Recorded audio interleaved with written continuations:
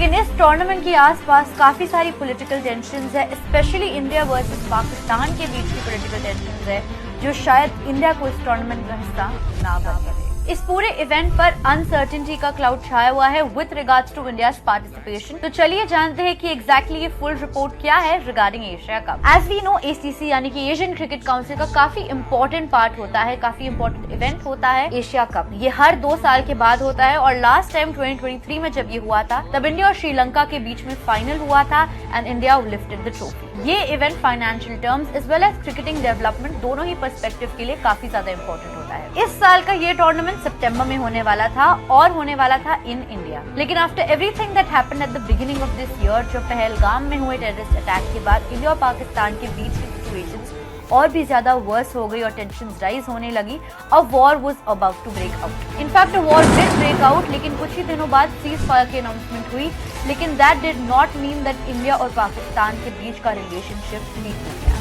There are still a lot of tensions between the two nations and this could impact India's participation in this tournament. BCCI यानी कि India का cricket board हमेशा Indian government के approval के बाद ही पाकिस्तान के साथ मैचेस खेलता है और अभी ऐसे सिग्नल्स मिल रहे हैं कि BCCI एशिया कप से पुल आउट कर सकता है। लेकिन अब आप सोच रहे होंगे इस पूरी सिचुएशन में ACC कहाँ आता है? Well, let me clarify that for you. Pakistan के इंटीरियर मिनिस्टर और उसके साथ ही PCB के chairman Mohsin Naqvi currently ACC के चेयरमैन हैं। This happened after Jay Shah became ICC president, तो उन्हें BCCI और ACC दोनों पोस्ट को छोड़ना पड़ा था। उनके रिसेंट रिमार्क्स के अकॉर्डिंग वो इस टूर्नामेंट को पूरी तरह से बचाना चाहते हैं। इनफैक्ट चाहते हैं कि ये टूर्नामेंट हो। अकॉर्डिंग टू हिम ये टूर्नामेंट अभी काफी दूर है और इस पर डिस्कशंस होंगे जरूर, और ACC भी ऑप्टिमिस्टिक है कि एशिया कप कैंसिल नहीं होगा। आपको याद ही होगा कि जब 2023 का ODI वर्ल्ड कप था तो पाकिस्तान इंडिया आई थी, लेकिन उसके बाद जब चैंपियंस ट्रॉफी थी तो इंडिया ने सिक्योरिटी रीजन साइड करके पाकिस्तान जाने से मना किया था। इसी का रिजल्ट था कि इस टूर्नामेंट को एक न्यूट्रल वेन्यू यानी कि UAE में किया गया, which India eventually went to win. इसी दौरान काफी सारे डिस्कशंस भी चले थे कि अगर इंडिया पाकिस्तान नहीं आएगी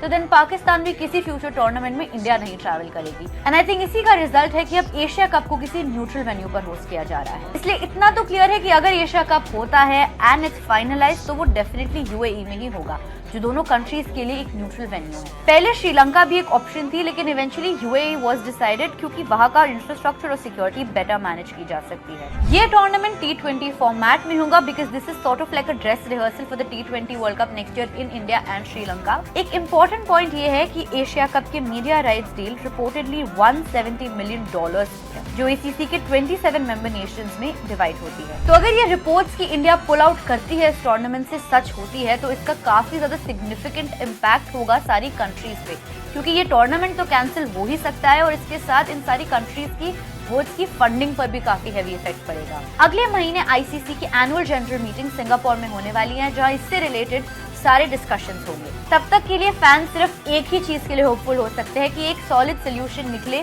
और एशिया कप जरूर हो, भले ही वो किसी न्यूट्रल वेन्यू में।